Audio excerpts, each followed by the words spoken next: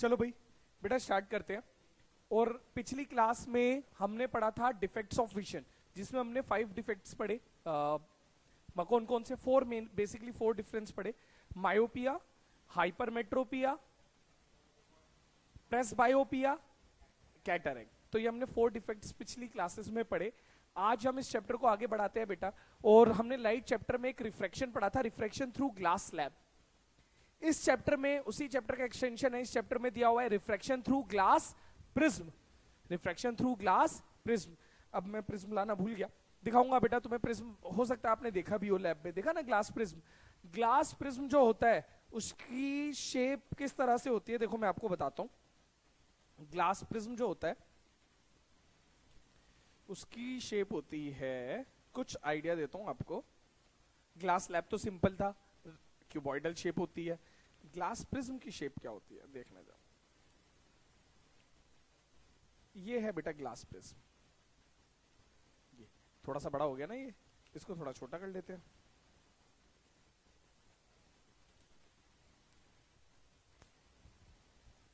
ये बेटा ये ग्लास प्रिज्म है, इस तरह से दिख रहा है। This is glass prism. ये ऐसे होता है। ग्लास प्रिज्म ग्लास का बना हुआ है, ट्रांसपेरेंट है। और बेटा शेप मैंने बताई आपको इस तरह से है। इसमें आप बताओगे कितने रेक्टेंगुलर फेस है, कितने ट्राइंगुलर फेस है देखकर। देखो एक ट्राइंगल, एक ट्राइंगल, ये कौन सा है? Rectangle, rectangle, rectangle. Total 5 face हैं, 1 2 3 4 5। तो 2 ट्राइंगुलर फेस है और 3 रेक्टेंगुलर फेस है। पता चल गया, आइडिया मिल गया कैसा होता है ग्लास प्रिज्म। तो ग्लास प्रिज्म जो है बेटा, आज का हमारा topic refraction through glass prism. तो रिफ्रैक्शन थ्रू ग्लास प्रिज्म, ये जो हमारा आज का टॉपिक है ग्लास प्रिज्म। इसमें मैंने बताया ग्लास प्रिज्म के अंदर कितने, ग्लास प्रिज्म के अंदर कितने कितने ट्राइंगुलर, 2 ट्राइंगुलर फेसेस हैं और 3 रेक्टेंगुलर फेसेस है। ऐसा कोई क्वेश्चन आता तो नहीं है, पर आपको पता तो होना चाहिए शेप कैसी है। ठीक है जी। अब ग्लास प्रिज्म जब हम देखते हैं, जब लाइट एंटर करेगी बेटा इस ग्लास प्रिज्म के अंदर, लाइट जब एंटर करेगी तो ऑब्वियसली वो कहां पर जाएगी? इस ट्राइंगुलर पार्ट से जाएगी। यानी अगर हम इसका टॉप व्यू देखें तो वो कैसा है? ट्राइंगुलर है। टॉप व्यू कैसा है? ट्राइंगुलर। तो हम ग्लास प्रिज्म को जब बना रहे हैं तो यहां पर हम एक काम करते हैं, हम एक ट्राइंगल बना लेते हैं। क्या बना लेते हैं? ट्राइंगल। तो इसको समझने के लिए एक ट्राइंगल बना लेते हैं। रिफ्रैक्शन थ्रू ग्लास प्रिज्म को समझने के लिए हम ट्राइंगल बना लेते हैं और इस ट्राइंगल को हमने यहां कर दिया। डन। जब बेटा इस ग्लास प्रिज्म से लाइट पास होगी, देखना जरा, बाहर जो है ग्लास प्रिज्म के बाहर, ये तो ग्लास का बना हुआ है, चारों तरफ क्या होगी बेटा इसके? एयर होगी। एयर और ग्लास को अगर हम कंपेयर करें तो क्या रेयर और क्या denser? Air rare, glass denser, है ना। तो बाहर एयर है जो कि रेयर है, अंदर ग्लास है जो कि क्या है? डेंसर मीडियम है। और ऑब्वियसली बाहर फिर एयर आ गई और बाहर ये क्या हो गई? Rare medium. क्लियर? तो एयर रेयर, ग्लास डेंसर, बाहर फिर से एयर, अगेन रेयर। क्लियर? आपको पता है रिफ्रैक्शन के रूल है, कोई नया रूल नहीं है, सब बिल्कुल सिंपल है। चैप्टर ही बहुत आसान है अपने आप में। क्या है बेटा? देखना, सबसे पहले जब भी लाइट कोई रे ले लेते हैं तो कोई रे यहां से आई, क्या बोलेंगे इस रे को? इस रे को हम क्या बोल रहे हैं? Incident ray. क्या बोल रहे हैं इस रे को हम? Incident ray. ठीक है। यहां पर जब हम बनाएंगे, अब ये रे कहां जाएगी? क्या ये सीधी चली जाएगी? Rare to denser, rare to denser कहां पर बैंड होगी? टुवर्ड्स नॉर्मल या अवे फ्रॉम द नॉर्मल? क्या रखना, rare to denser bend towards normal. Speed कम हो जाती है, नॉर्मल की तरफ बैंड हो जाती है। तो सबसे पहला काम ये है, आपको यहां पर नॉर्मल बनाना है। अब नॉर्मल कैसे बनाना है मैं तो फटाफट बना सकता हूं, पर आपको समझाता हूं नॉर्मल कैसे बनाना है। आपके पास स्केल है ना। आप अपने स्केल को बेटा इस तरह से रखेंगे। आपको दिख रहे हैं स्केल के अंदर ना कुछ यहां पर ये वाली लाइंस होती है, ऐसे दिख रही है ये लाइंस, ये दिख रही है ये लाइंस, ऐसे जैसे मैंने अभी बनाई ये वाली लाइंस, है ना। तो यहां पर बेटा स्केल के अंदर कुछ लाइंस होती हैं।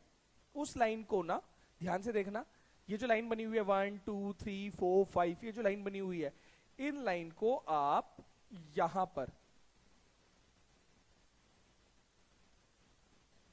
ये इस तरह से रख दो, इस लाइन से कोइंसिडेंट कर दो। ठीक है, क्या करा हमने, इस लाइन को इस तरह से इस पॉइंट पे रख दो। तो मैं यहां पर जो लाइन ड्रॉ करूंगा वो अपने आप क्या आ जाएगी, नॉर्मल। तो मैंने इस पॉइंट पर स्केल रखा कैसे भी, और इस वाली लाइन को इससे कोइंसिडेंट कर दो।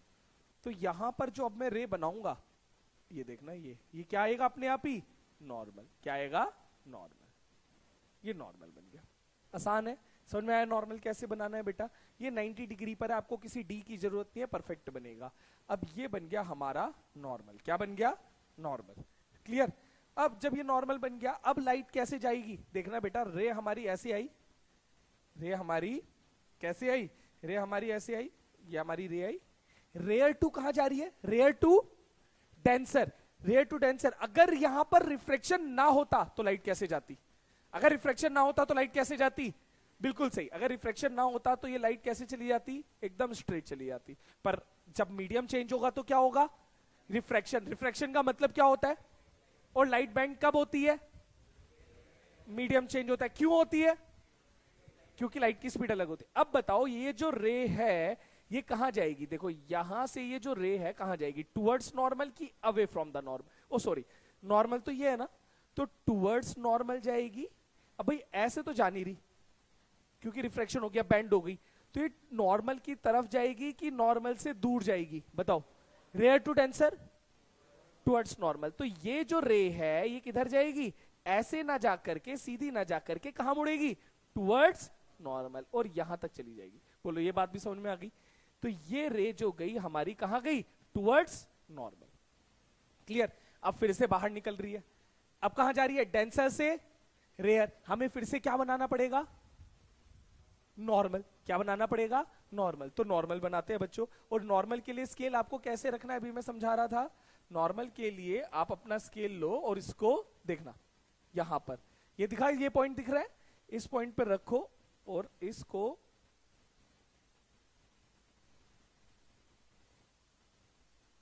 इस तरह से, ये लाइन मिल गई, इस लाइन से ये लाइन मिल गई।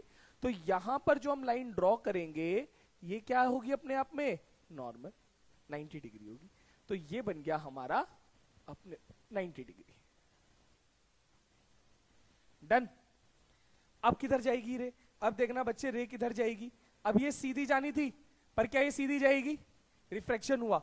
अब डेंसर से रेयर जा रही है, टुवर्ड्स नॉर्मल की away from the normal, away from the normal, तो ये इधर चली जाएगी। समझ में आ गई बात। तो ये रे कहां चली गई, इधर चली गई। बन गया हमारा रे डायग्राम, बहुत आसान। एक बार दोबारा शॉर्ट में बता रहा हूं बच्चे, तो बड़ा अच्छे से बताया था, एक बार शॉर्ट में बता रहा हूं। ये हमारा ग्लास प्रिज्म है ना, बाहर रेयर, डेंसर, रेयर। क्लियर है ना। रे यहां से गई, रेयर टू डेंसर नॉर्मल बना दिया, towards normal, denser to rare away from the normal, that's it, इतना सा है।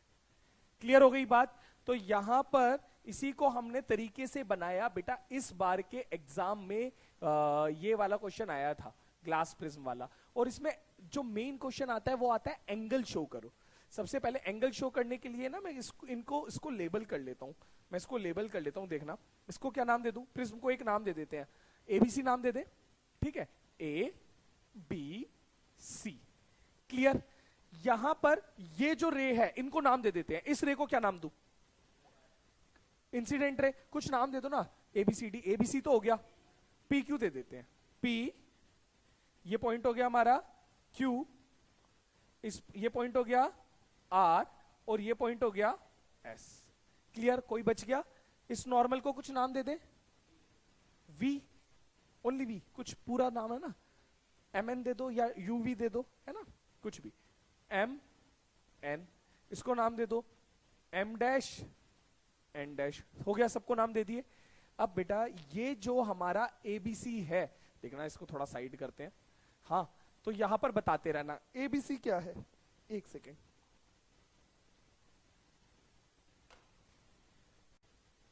हाँ जी, तो बेटा यहां पर एक बार फटाफट से देखते हैं, ये हमने रे डायग्राम बना लिया, ठीक है। ये था हमारा रिफ्रैक्शन थ्रू ग्लास प्रिज्म। मुझे लेबल करते हुए बताना कौन सी चीज क्या है, एबीसी क्या है, एबीसी ग्लास प्रिज्म, बहुत बढ़िया। पीक्यू क्या है, पीक्यू इंसिडेंट रे, बहुत बढ़िया, इंसिडेंट रे। क्यू आर कौन सी? Refracted ray. क्यू आर क्या है? रिफ्रैक्टेड रे। आर एस क्या है? बहुत बढ़िया, इमर्जेंट रे। आर एस क्या है? इमर्जेंट रे। आगे चलो, एम एन क्या है? और एम डैश एन डैश भी क्या है? M N M dash N dash normal है। बढ़िया, आगे चलो। और कुछ रह गया? नहीं, सब कर दिया। अब बेटा रह गए एंगल। सबसे इंपॉर्टेंट इसमें एंगल्स हैं। एंगल्स ध्यान से देखना। मैं आपसे पूछूंगा, एक हिंट दे रहा हूं, हमेशा एंगल नॉर्मल से मेजर होता है, याद रखना। हमेशा एंगल किससे मेजर होगा?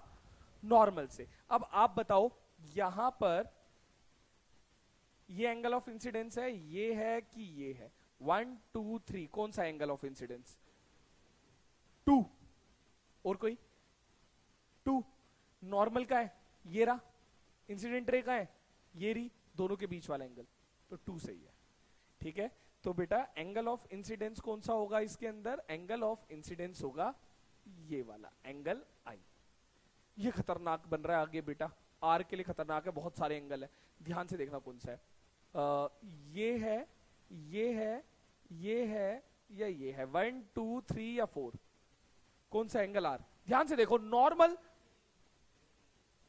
और रिफ्रैक्टेड रे के बीच में कौन सा? 1 2 3 या 4? 3, बिल्कुल सही बेटा। यहां पर जो है ये है। रिफ्रैक्टेड रे कौन सी है?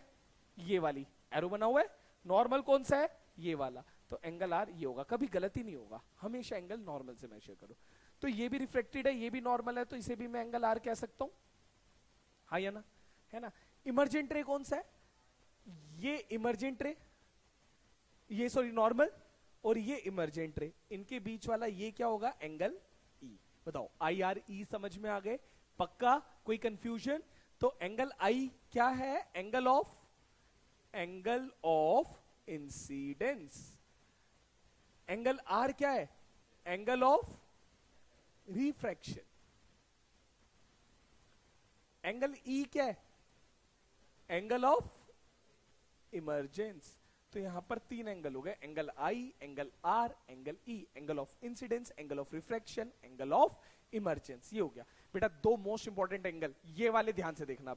एक तो बहुत आसान है, इस वाले एंगल को कहा जाता है एंगल ऑफ प्रिज्म। क्या बोला जाता है? Angle of. हर प्रिज्म का एंगल अलग अलग होगा, क्योंकि हो सकता है कोई 60 डिग्री वाला इक्विलेटरल हो, कोई 90 पे हो, है ना, कोई 30 वाला हो, 45 वाला हो। तो अलग अलग एंगल के प्रिज्म हो सकते हैं, अलग अलग थिकनेस के हो सकते हैं। तो जिस भी एंगल का होगा उसे हम क्या बोलेंगे? Angle of prism. क्या बोलेंगे? Angle of prism. Last angle बता रहा हूं, most most most most important. ये एंगल ध्यान से समझना, कंफ्यूज मत होना, काम छोड़कर सब इधर ध्यान देना, है ना? अब ये जो रे है, ध्यान से, अगर रिफ्रैक्शन ना होता तो हमारी ये रे ऐसे जाती, मैंने डॉटेड लाइन से बना रखा है, इंसिडेंट रे सीधी भाग जाती। लेकिन रिफ्रैक्शन हुआ, लाइट बैंड हुई, और बैंड होकर फाइनली कहां पहुंची? यहां पहुंची, है ना? तो अगर मैं इसको आगे बढ़ाऊं, दिखाई दी? देखना, ये बेटा अगर रिफ्रैक्शन ना होता तो ये लाइट सीधी जाती, क्योंकि रिफ्रैक्शन हुआ तो फाइनली हमारी लाइट ये गई। तो ये हमारी इनिशियल लाइट है, इंसिडेंट रे है, और ये हमारी फाइनल रे है, इमर्जेंट रे। तो ये यहां से इतनी बैंड हो गई, हाँ या ना? ये क्या था बेटा? ये यहां जाते जाते इतनी बैंड हो गई, फाइनली यहां पहुंची। क्लियर? एंड ये जा कहां रही थी? यहां पहुंची, कहां? यहां। तो ये इतनी बैंड हुई, तो जितनी बैंड हुई उस एंगल को, इतनी बैंड हो गई, उस एंगल को, ये उस एंगल को कहा जाता है एंगल ऑफ डेविएशन। क्या बोला जाता है बेटा? गलत मार्क मत करना, बहुत बच्चे गलत मार्क करते हैं इसको एग्जाम में। एंगल ऑफ डेविएशन याद रखना। इंसिडेंट रे को आगे बढ़ाया, इमर्जेंट रे को आगे बढ़ाया, तो ये जो हमारा बिल्कुल राइट साइड में जो एंगल है, कैसे पता चला? ये रे ऐसे जाना था लेकिन फाइनली यहां पहुंचा। तो ये जो डेविएशन हुआ, इस एंगल को कहा जाता है एंगल ऑफ डेविएशन। बोलो, क्लियर है? सिंपल है। तो यहां पर आ गया angle D, that is called angle of deviation. Most important angle है बच्चों ये, एंगल ऑफ प्रिज्म और एंगल ऑफ डेविएशन। ये था हमारा refraction through glass prism. Exam में कभी ग्लास स्लैब आ जाता है, कभी ग्लास प्रिज्म आ जाता है। क्लियर? अब हो सकता है पूरा बनाने के लिए ना आए, एमसीक्यू में 4 ग्लास प्रिज्म बने हुए आ जाए और आपको कहा जाए कि पहचानो किसमें सही रिफ्लेक्शन है, तो आप देखकर ध्यान से सही से बना लेना। ठीक है? अच्छा, इसमें एंगल्स के बीच में एक रिलेशन है। क्या रिलेशन है? कि एंगल आई प्लस एंगल ई, एंगल आई प्लस एंगल ई इक्वल होते हैं नए जो एंगल हमने पढ़े आज, angle A plus angle D. याद रखना, ये भी एमसीक्यू में काम आ सकता है। I plus E equals to A plus D. This is angle of incidence plus angle of emergence equals to angle of prism plus angle of deviation. I और ई जरूरी नहीं है इसमें इक्वल हो, ग्लास स्लैब में equal होते हैं, इसमें इक्वल जरूरी नहीं है। हो भी सकते हैं, नहीं भी हो सकते, डिपेंड करता है हमारे प्रिज्म कैसा है। अगर हमारा प्रिज्म इक्विलेटरल है तो इक्वल होंगे, है ना, जरूरी नहीं है कि इक्वल हो। ये क्लियर हो गया? पक्का है ना? अब बेटा अगले टॉपिक पर चलें। इसमें से नोट कर लिया? हटा दूं? कर लो। तो बेटा एक बार ना, अच्छा जब होता क्या है, जब प्रिज्म में से देख लो, नोट्स में तो है ही सारा, जो कुछ एक्स्ट्रा है वो लिख लो। नोट्स में पेज नंबर कौन सा है फोल्डर का? 238। फोल्डर पेज नंबर 238 पर पूरा अच्छे से दिया हुआ है, कुछ एक्स्ट्रा है तो फोल्डर में ही लिख लो। क्लियर? एंगल्स ध्यान से बनाना और एक बार जरूर पेंसिल स्केल की हेल्प से बनाकर देखना। अगला टॉपिक समझते हैं। बेटा एक बार न्यूटन, अब न्यूटन बड़ा परेशान करता है, 9th में ही बहुत परेशान करा न्यूटन ने। एक बार न्यूटन बैठा हुआ था अपनी टेबल पर, कोई थीसिस वगैरह कुछ काम कर रहा होगा, और ग्लास प्रिज्म उसका पेपर वेट था। ऐसा स्टोरी है एक, ग्लास प्रिज्म उसका पेपर वेट था और उसने पेपर वेट रखा हुआ था। 2 दिन से कमरे में बैठा हुआ था, घर वाले खाना लेकर आए, जैसे ही रूम खोला कुछ लाइट गई ग्लास प्रिज्म के ऊपर, और उस ग्लास प्रिज्म से कुछ लाइट उसके जो नीचे पेपर वेट था ना, जो नीचे पेपर रखे थे, उसने कुछ कलर्स दिखाई दिए वहां पर। उसने कहा यार ये कलर्स कहां से आए, मेरा पेपर वाइट, ग्लास ट्रांसपेरेंट, ये कलर्स कहां से आए? तो उसने उसके ऊपर रिसर्च करनी स्टार्ट करी और उसने बताया कि white light is made up of 7 colours. White light is made up of 7 colours. तो ये तो तब पता चला, और साथ ही साथ ये पता चला कि बेटा अगर किसी भी ग्लास प्रिज्म में, देखना बेटा, अगर कभी किसी भी ग्लास प्रिज्म में क्या होता है, कोई व्हाइट लाइट एंटर करती है। कौन सी लाइट? White light. कौन सी लाइट? White light. किसी भी ग्लास प्रिज्म में व्हाइट लाइट एंटर करती है तो वो व्हाइट लाइट स्प्लिट हो जाती है। क्या हो जाती है? कितने कलर्स में? और वो 7 कलर्स कौन से हैं?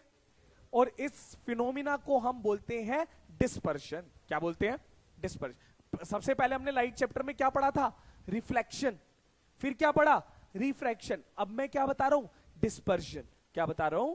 Dispersion of light. डिस्पर्शन का मतलब क्या है? Dispersion of light. डिस्पर्शन का मतलब क्या है? डिस्पर्शन का मतलब होता है स्प्लिटिंग। डिस्पर्शन का मतलब क्या होता है? स्प्लिट। क्या स्प्लिट होना? White light. डिस्पर्शन में क्या स्प्लिट होता है? कितने कलर्स में? तो splitting of white light into with the help of prism is called dispersion of light. याद हो गया? एक बार दोबारा से, what do you mean by dispersion of light? Splitting of white light into 7 colors. Bracket में क्या लिख सकते हो? Vibgyor, है ना? By glass prism is called dispersion of light. और ये 7 colors Vibgyor, V क्या है? Violet, I indigo, B blue, G green, Y yellow, O R red. बहुत बढ़िया। और यही हमें स्पेक्ट्रम कब दिखाई देता है? कहा नेचुरली भी कहीं दिखाई देता है क्या? VIBGYOR rainbow. तो रेनबो क्यों बनता है, इस टॉपिक के बाद उसे समझते हैं। ठीक है? तो यहां पर जब व्हाइट लाइट आई बच्चों, तो यहीं पर बैंड तो होती है लाइट, बैंड होने के साथ साथ लाइट जो होती है, ये समझने वाली चीज है बेटा, इसमें कुछ रटने वाला कुछ नहीं है, सिर्फ समझने वाला, और बहुत सिंपल है। व्हाइट लाइट 7 कलर से मिलकर बनी है। कितने कलर से मिलकर बनी है? 7 कलर से मिलकर बनी है। और जैसे ही ये ग्लास प्रिज्म के अंदर एंटर करती है, लाइट क्या हो जाती है? बैंड हो जाती है। और बैंड होने के बाद ये जो लाइट है, ये क्या होती है? देखो, वायलेट इधर गई और रेड इधर आ गई। दिख रही है लाइट, दिख रही है बेटा, थोड़ा सा डार्क कलर्स है ना। तो ये कौन सी लाइट गई, वायलेट, ये कौन सी लाइट आई, रेड। तो ये स्प्लिट हो गई, इसके बीच में बाकी कलर्स हैं, इसके बीच में बाकी कलर्स हैं, मैंने एक्सट्रीम कलर्स बना लिए, बाकी Indigo, blue, green, yellow, orange, red, इसके बीच में बाकी हैं, बाकी नहीं बना रहे बच्चों, बहुत टाइम लगेगा, एक दो बना देते हैं, है ना। इस तरह से 7 कलर्स हैं। तो यहां पर ये 7 कलर्स में स्प्लिट हो गई। सबसे नीचे कौन सी है बताओ, वायलेट, और सबसे ऊपर कौन सी है, रेड। सबसे नीचे कौन सी है, वायलेट, सबसे ऊपर कौन सी है। आपको वायलेट और रेड में से क्या ज्यादा अच्छी दिखाई दे रही है, रेड दिखाई दे रही है दूर से कि वायलेट से ही भी दिखाई दे रही है, रेड। और येलो वाली और बेटर दिखाई दे रही होगी क्योंकि वो पीछे बैकग्राउंड जो है थोड़ा ग्रीन है, डार्क है ना। पर वायलेट और रेड को कंपेयर करो, रेड बेटर दिखाई दे रही है। चल, तो यहां पर व्हाइट लाइट कितने कलर्स में स्प्लिट हो गई, 7 कलर्स में स्प्लिट हो गई। इसे क्या बोलते हैं, डिस्पर्शन। क्या बोलते हैं, डिस्पर्शन। अच्छा, ये 7 कलर में जब स्प्लिट हुई तो बेटा जब ये बाहर निकली तो ये बाहर निकलने के बाद भी ये इस तरह से अलग अलग वायलेट, रेड और बीच में बचे हुए कलर्स। तो इस तरह से ये स्पेक्ट्रम है, इस तरह से कलर स्प्लिट हो गए। और जब हम उसके नीचे, मतलब हम खुद भी करके देख सकते हैं, जब हम ग्लास प्रिज्म के नीचे पेपर डालें और उस पर व्हाइट लाइट डालें तो हम देखेंगे वो पेपर पे 7 कलर्स दिखाई दे रहे होंगे। आपने बबल्स में देखे होंगे, देखा कभी, सीडी में देखा होगा, कुछ दिखाई दिया, बबल्स में देखे, सोप बबल में देखा है ना, और कहां देखा आपने ये 7 कलर्स। और मैंने एक बार देखा, मैं फुटबॉल मैच देखने गया था, और फुटबॉल का जब मैं मैच देख रहा था तो फुटबॉल मैच में क्या किया जाता है, अनलाइक क्रिकेट, ग्राउंड पहले गीला किया जाता है, पानी डाला जाता है पूरे ग्राउंड में, है ना। जब फुटबॉल खेलते हैं तो पूरे ग्राउंड में उन्होंने वो चला, क्या बोलते हैं उसको, स्प्रिंकलर्स चला दिए। तो स्प्रिंकलर्स चल रहे थे और ऊपर बहुत बड़ी बड़ी कौन सी लाइट्स, हेलोजन लाइट्स बोलते हैं, है ना, वो लगी हुई थी, जो फ्लड लाइट्स होती हैं वो लगी हुई थी स्टेडियम की। तो फ्लड लाइट्स लगी हुई हैं जो कि जनरली वाइट कलर की होती हैं, और वहां स्प्रिंकलर चल रहे थे। क्या चल रहे थे, स्प्रिंकलर। तो जब वो स्प्रिंकलर उस लाइट से टकरा रहे थे तो वहां पर एक क्या बन गया था, रेनबो बन गया था। क्या बन गया था, रेनबो। तो रेनबो क्यों बन गया, वहां पर कलर्स कहां से आए, क्योंकि वो जो व्हाइट लाइट आ रही थी वो उस वाटर ड्रॉपलेट पर पड़ने के बाद, वाटर ड्रॉपलेट अलग मीडियम हो गया ना, पढ़ने के बाद क्या हो गई, स्प्लिट हो गई 7 कलर्स में। और 7 कलर्स कौन से हैं, विबग्योर, जिसको हम आगे अभी और क्लियर कर रहे हैं। अब क्वेश्चन यहां पर ये उठता है बेटा, आप ये ऑब्जर्व करो कि सबसे ज्यादा कौन डेविएट हुआ, वायलेट ज्यादा डेविएट हुआ कि रेड ज्यादा डेविएट हुआ। डेविएट मतलब अपने रास्ते से कौन ज्यादा हिला। देखना, आप ऐसे कंपेयर कर सकते हो, लाइट हमारी ये जा रही है, ऐसे जाना था। डेविएशन का मतलब समझ में पिछले अभी बताया, डेविएशन का मतलब ये कौन अपने रास्ते से ज्यादा हिला, रेड अपने रास्ते से ज्यादा हिला कि वायलेट अपने रास्ते से ज्यादा हिली, बताओ। पता चल गया कौन ज्यादा हिला अपने रास्ते से, वायलेट। रेड अपने रास्ते से कम हिला। इसके पीछे रीजन है, क्या रीजन है, किसी को पता है। इसके पीछे रीजन ये है कि रेड की वेवलेंथ सबसे ज्यादा मैक्सिमम होती है और वायलेट की वेवलेंथ सबसे कम होती है। एक 9th में फॉर्मूला पढ़ा, 10th में नहीं है, समझाने के लिए बता रहा हूं। साउंड चैप्टर में एक फॉर्मूला था, ऐसा कुछ याद है, V equals to nu lambda, ऐसा कुछ था ये लैम्डा वैम्डा याद है कुछ। V क्या है, स्पीड, न्यू क्या है, फ्रीक्वेंसी, न्यू क्या है, और ये लैम्डा क्या था, वेवलेंथ, है ना। इसका मतलब अगर वेवलेंथ ज्यादा होगी तो स्पीड भी क्या होगी, ज्यादा, ये मतलब हुआ। और बाकी आपको दोबारा फॉर्मूला याद करने की जरूरत नहीं है बच्चों, नहीं है ना।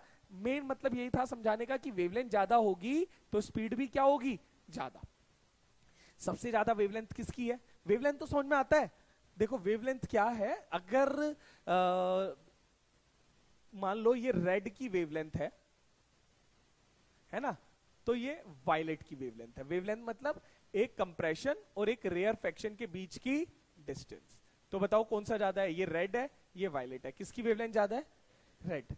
वायलेट की वेवलेंथ कम है। वेवलेंथ समझ गए, लाइट ट्रेवल्स जो होती है वो वेव के फॉर्म में भी होती है। तो वेव रेड की वेवलेंथ ज्यादा है और वायलेट की वेवलेंथ कम है। वेवलेंथ कम होने से वायलेट की स्पीड क्या होगी, कम, और रेड की स्पीड क्या होगी, ज्यादा। तो हुआ क्या बच्चों, साइंस क्या थी इसके पीछे, लॉजिक क्या था इसके पीछे, कि जैसे ही बाहर तो बाहर बेटा जब व्हाइट लाइट थी तो ये कह रहा था हम चलेंगे साथ साथ, तो सारे सातों के सात कलर साथ साथ चल रहे थे, मतलब विप और हाथ पकड़ के चल रहे थे, तो हमें अलग अलग कलर ना दिखाई दे करके एक ही कलर दिखाई दे रहा था, कौन सा, व्हाइट। लेकिन जैसे ही ग्लास प्रिज्म के अंदर गए सबकी स्पीड क्या हो गई, चेंज। सबकी स्पीड क्या हो गई, चेंज। सबसे पहले कौन भागा, रेड, क्योंकि रेड की वेवलेंथ सबसे ज्यादा है, रेड की स्पीड ज्यादा, तेजी से निकल गया।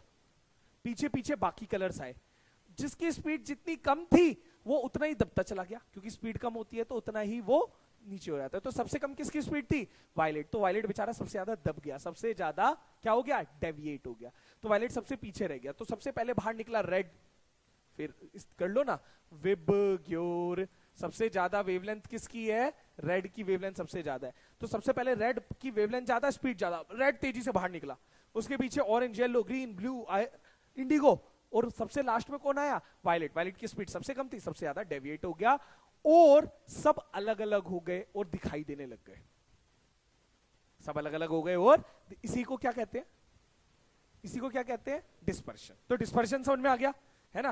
What do you mean by dispersion, splitting of into 7 colors with the help of, is called dispersion of light. We can see a beautiful spectrum, or we can see white light is made up of 7 colors.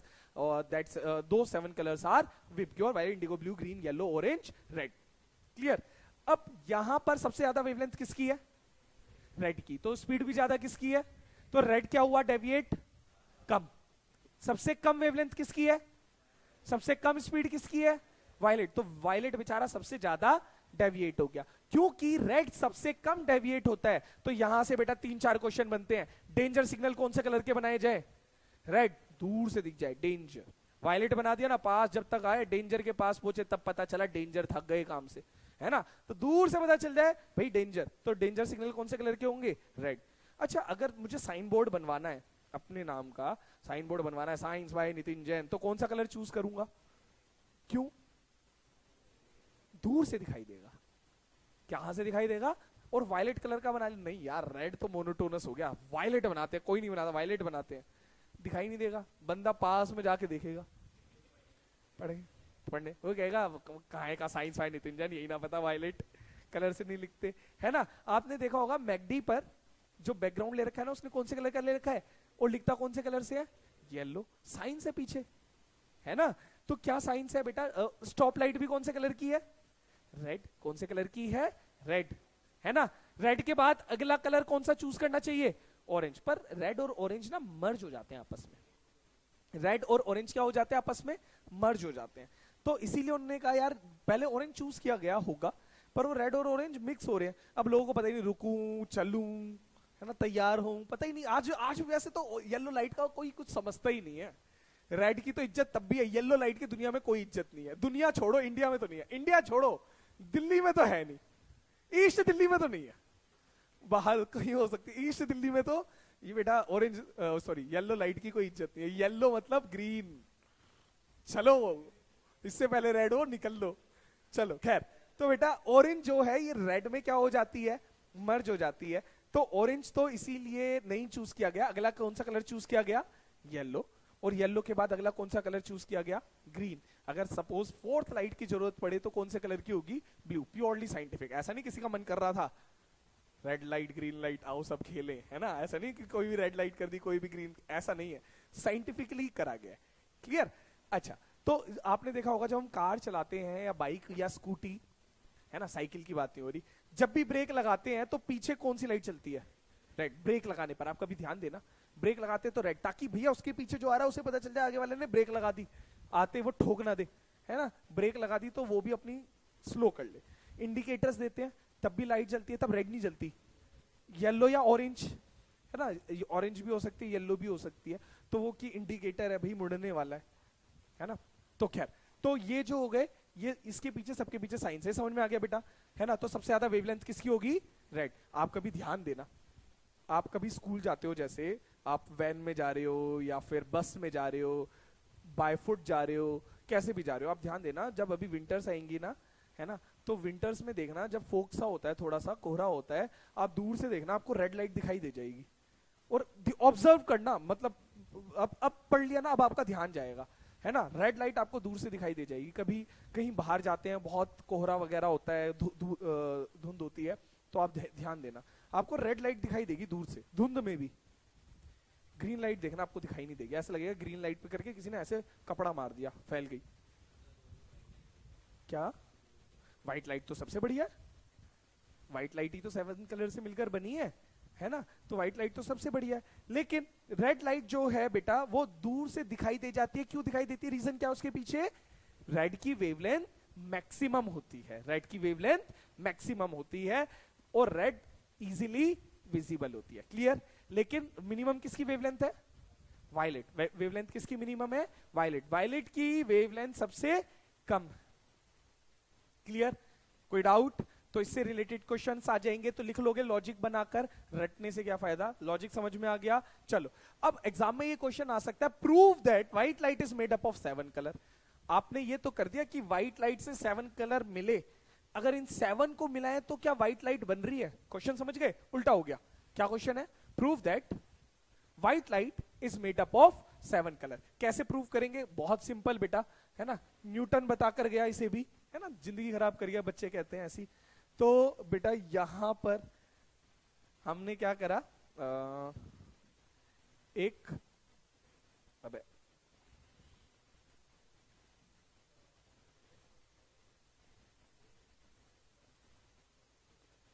हाँ जी बेटा, क्या करा यहां पर, glass prism को मैंने क्या कर दिया, टिल्ट कर दिया। चलो जी, इस तरह से 2 ग्लास प्रिज्म बना दिया, यहां से गई, बहुत इजी, यहां से कौन सी लाइट भेजी, व्हाइट लाइट, कौन सी लाइट, व्हाइट लाइट। अब ये व्हाइट लाइट बेटा किस में स्प्लिट हो गई, 2 लाइट में, कौन कौन से, पूरे 2 लाइट में नहीं, 7 लाइट्स में। और वो 7 लाइट्स कौन कौन सी है, विबग्योर, है ना, एक्सट्रीम बना लेते हैं, वायलेट बना ली, रेड, देखो वायलेट ना क्लियर अभी भी दिखाई नहीं दे रही दूर से बेटा, पर ये वायलेट है, मैं भी एरो बना दूंगा, यहां पर लाइन है, ये कौन सी है, वायलेट, ये कौन सी है, रेड, रेड तो दिख रही होगी, ठीक है जी। वायलेट फिर यहां आ गई, डेविएट हो गई और ज्यादा, और फिर वायलेट ऐसे चली गई। यहां पर रेड लाइट कैसे गई, ये इधर, ये रेड आई, और फिर ये रेड इधर चली गई, ठीक है जी। तो ये नीचे वायलेट जा रही है, ऊपर रेड जा रही है, नीचे वायलेट, ऊपर रेड, बाहर निकली, वापस क्या बन गई, व्हाइट लाइट। तो बस इतना सा एक्सपेरिमेंट खत्म। इससे प्रूव होता है white light splits into 7 colours, VIBGYOR, dispersion, again these 7 colors recombine and form white light again, clear, कोई डाउट है ना। so this is the proof that white light is made up of 7 colors। बेटा page number 239, folder का page number 239 बना हुआ है, दिखाई दे गया, recombination of spectrum colours to give white light. तो यहां पर जो व्हाइट लाइट है ये वाला बेटा, ये कर लेना आपने। अच्छा, एक क्वेश्चन बेटा उसी के नीचे लिखा हुआ है, ध्यान से पढ़ना, हमने इससे पहले आपने पूछा नहीं, मैं बताता हूं क्वेश्चन क्या है। हाँ भाई, ग्लास प्रिज्म में जब व्हाइट लाइट स्प्लिट हुई तो ग्लास स्लैब में क्यों नहीं हुई, ये बात पहले ही क्यों नहीं पढ़ ली, बताओ, कुछ लॉजिक है, सब क्वेश्चन समझ में आ गया क्या है, ग्लास प्रिज्म में ही क्यों हुई, और डिस्पर्शन की डिफाइन मैंने क्या बताई आपको, splitting of white light into bye, why not, by glass prism, why not glass slab, glass slab क्यों नहीं, ग्लास प्रिज्म ही क्यों, ग्लास प्रिज्म में ही व्हाइट लाइट 7 कलर में क्यों स्प्लिट हुई, विबग्योर। ग्लास स्लैब में भी तो बेटा ये भी कांच का, वो भी कांच का, उसमें भी व्हाइट लाइट जा रही है, उसमें भी व्हाइट लाइट जा रही है, तो इसमें जब व्हाइट लाइट आई तो इसमें वो स्प्लिट क्यों नहीं हुई, इसमें क्या ऐसे क्यों चला गया बेटा, इसके पीछे का रीजन है इसकी शेप।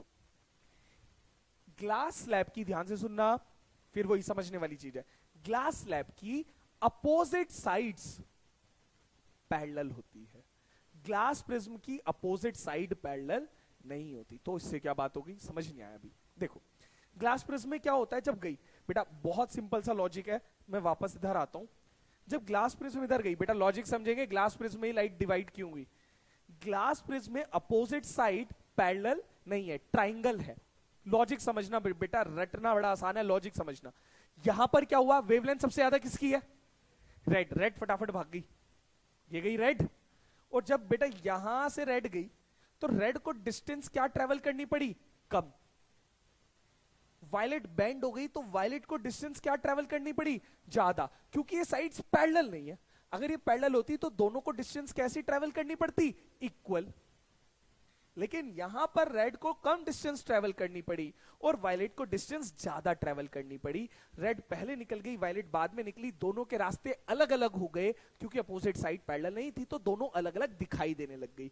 ग्लास स्लैब के अंदर क्या हुआ, ग्लास स्लैब के अंदर भी अब सेम लॉजिक लगा रहे हैं सर हम तो, व्हाइट लाइट गई, स्प्लिट हुई, सबसे पहले रेड भाग गई क्योंकि रेड की स्पीड ज्यादा थी तो पहले रेड दिखनी चाहिए थी, ऐसा होता है। सबसे पहले कौन सी लाइट जाती है अंदर, रेड, लेकिन रेड के पीछे कौन आ जाती है, बची हुई, violet, indigo, blue, green, same path पर निकलती हैं सारी की सारी। अगर मैं उसे अल्ट्रा स्लो मोशन में देखूं लाइट को बाहर निकलते हुए, तो सबसे पहले बाहर कौन सी निकलेगी, रेड, फिर ऑरेंज, फिर येलो, इधर लाइन से निकलेगी, लेकिन निकल सारी सेम पॉइंट से रही है। क्यों, क्योंकि सब इक्वल डिस्टेंस ट्रेवल कर रही है, क्योंकि अपोजिट साइड क्या है, पैरेलल है। तो सब क्योंकि सेम पॉइंट से ही बाहर निकली तो वापस रिकंबाइन होकर क्या बन गई, व्हाइट। हमें पता ही नहीं चला कि भैया ये स्प्लिट भी हुई थी, हमने तो देखा व्हाइट लाइट गई, व्हाइट लाइट आ गई, क्योंकि लाइट की स्पीड ही इतनी ज्यादा है हमारी आंखें डिटेक्ट ही नहीं कर सकती।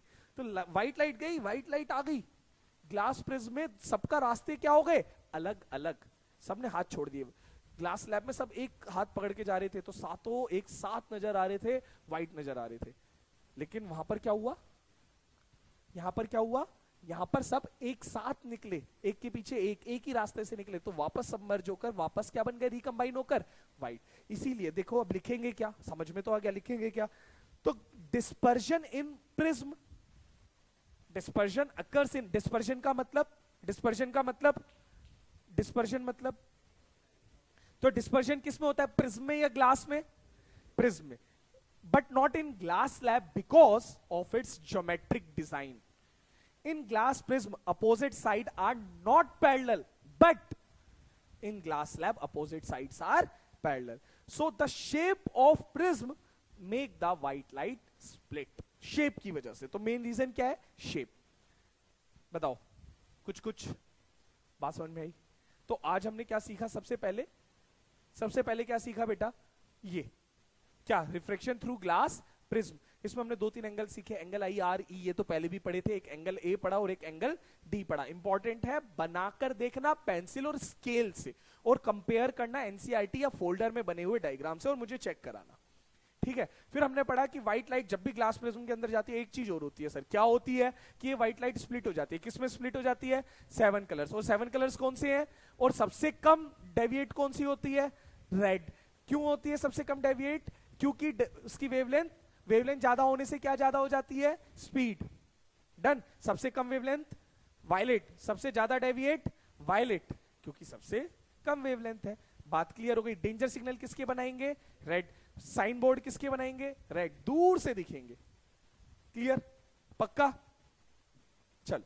और व्हाइट लाइट स्प्लिट होकर 7 कलर, और 7 कलर्स रिकंबाइन होकर, एक लास्ट चीज और बताता हूं बच्चों, है ना, रेनबो कैसे बनता है ये और समझेंगे। रेनबो बेटा एग्जाम में 2 साल पहले क्वेश्चन आया था रेनबो से रिलेटेड, है ना, पिछले 2 साल में नहीं आया। क्वेश्चन आया कि explain rainbow, formation of rainbow with the help of diagram. Literally board की कॉपीज चेक करी, डायग्राम दिखाता हूं क्या था बच्चों का।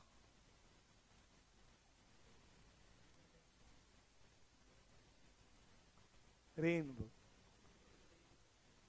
ये चाह रहा है क्या तुम कोई नर्सरी क्लास में हो कि इसमें कलर भरो, है ना बेटा, ये वाला डायग्राम नहीं बनेगा रेनबो का, ठीक है।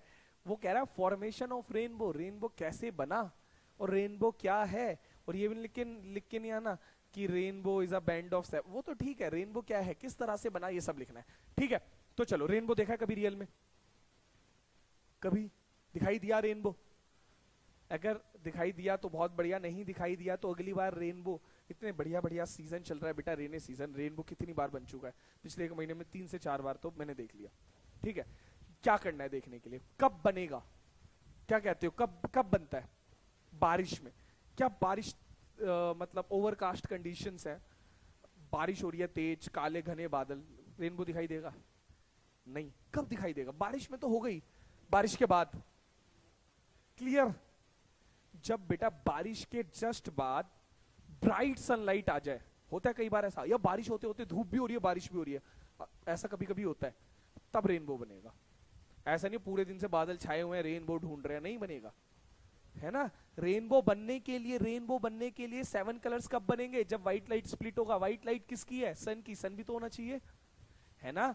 तो जब सन और रेन दोनों साथ हो, या रेन होने के जस्ट बाद ब्राइट सनलाइट आ जाए, तब रेनबो बनेगा।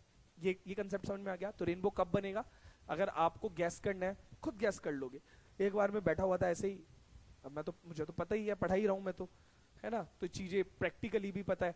तो बैठा हुआ था, बारिश आई, बारिश का तेज धूप निकली, मैंने रेनबो बना होगा, ऐसी मजाक में रेनबो बना हुआ है, रेनबो बना हुआ है बाहर, है ना। अब वो देखना है बाहर का रेनबो सच में बना हुआ है। कह रहे कैसे पता चला, कैसे पता चला? मैंने कहा बस, है ना, उन्हें थोड़ी साइंस समझानी है, बस शफा, है ना। तो कैसे पता चल? बेटा रेनबो क्या है, वहां पर आप सिंपल गैस कर सकते हो आप कब बनेगा। जब बारिश होते होते ब्राइट सनलाइट आ जाए, या बारिश होने के जस्ट बाद ब्राइट सनलाइट आ जाए, तब रेनबो बनेगा। कहां बनेगा? चारों तरफ। ये भी एक पर्टिकुलर एक डायरेक्शन में बनता है। कहां? अपोजिट साइड ऑफ सन। अगर सन इधर है पीछे, जहां ग्रीन बोर्ड है, सन इधर है, तो मैं अपना बैक सन की तरफ कर लो। आपको सब जगह देखने की जरूरत ही नहीं है ना। सन दिख रहा है, बैक सन की तरफ कर लो, सामने देखो, होगा तो वही होगा, नहीं तो नहीं होगा। सिंपल। दो चीजें पता चल गई, क्या? कब बनेगा, कहां बनेगा, कैसे बनेगा, ये और समझते हैं, है ना। तो होता क्या है, डायग्राम क्या बनाना है, ये नहीं बनाना बच्चों, है ना। क्या बनाना? देखना, बारिश में जब रेन ड्रॉप्स हैं, तो टाइनी रेन ड्रॉप्स की शेप कैसी होगी बेटा? इसी तरह की होगी।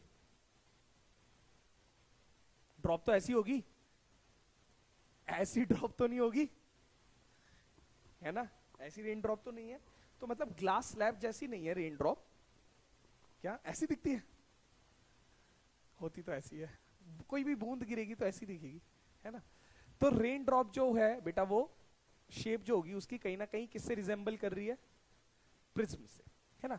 तो tiny rain drops act like a tiny glass prism. Rain drops act like a tiny glass prism. मैं पूरा सर्कल ही ले रहा हूं। क्या ले रहा हूं? सर्कल। मान लो ये वाटर ड्रॉपलेट्स हैं, एटमॉस्फेयर में प्रेजेंट है, ठीक है जी। वाटर ड्रॉपलेट्स एटमॉस्फेयर में पसंद है, प्रेजेंट है, ठीक है। यहां से लाइट आई, कौन सी लाइट आई?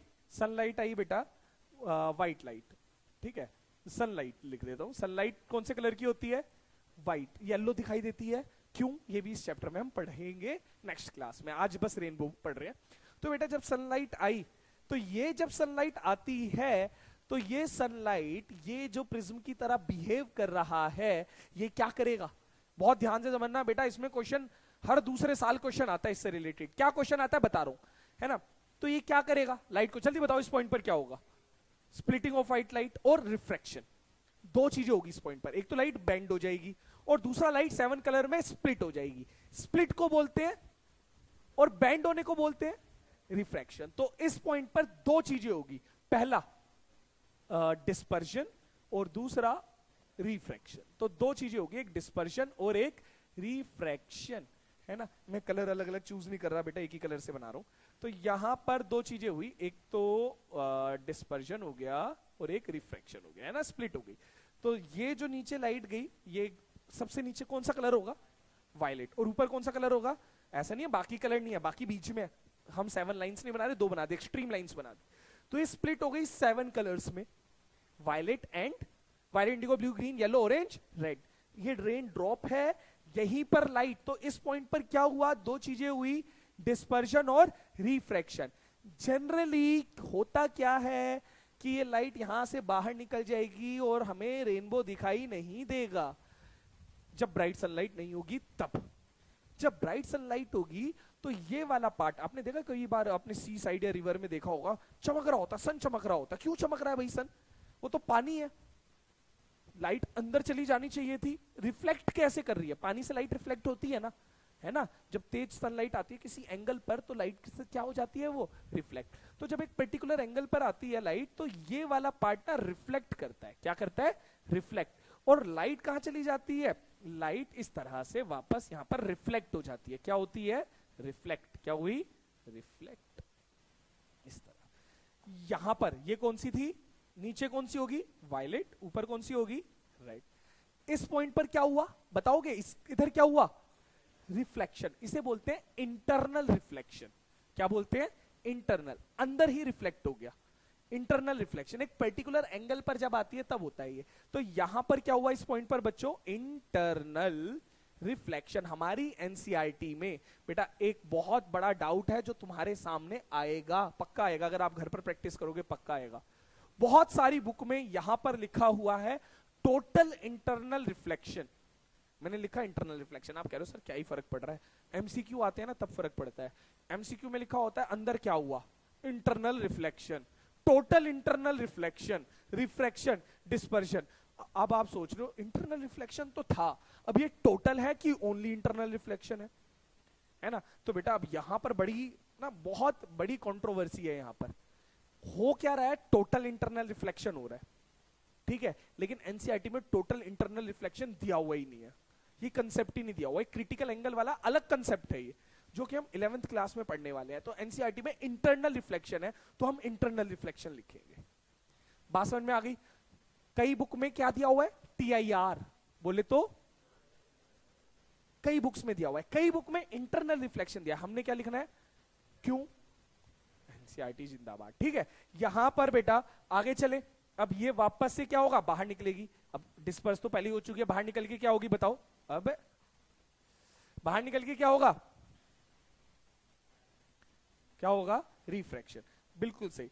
तो यहां पर ये वायलेट है, ये रेड है, वापस से क्या हो रहा है? ये इस पॉइंट पर क्या हुआ? रिफ्रैक्शन।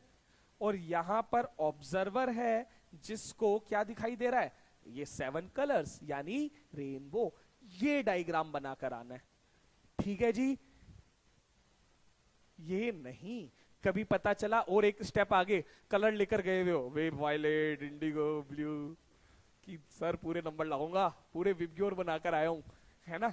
नहीं बच्चों, ये बनाना है, चाहे एक भी कलर मत यूज करना, पर बनाकर ये आना। क्लियर? पक्का?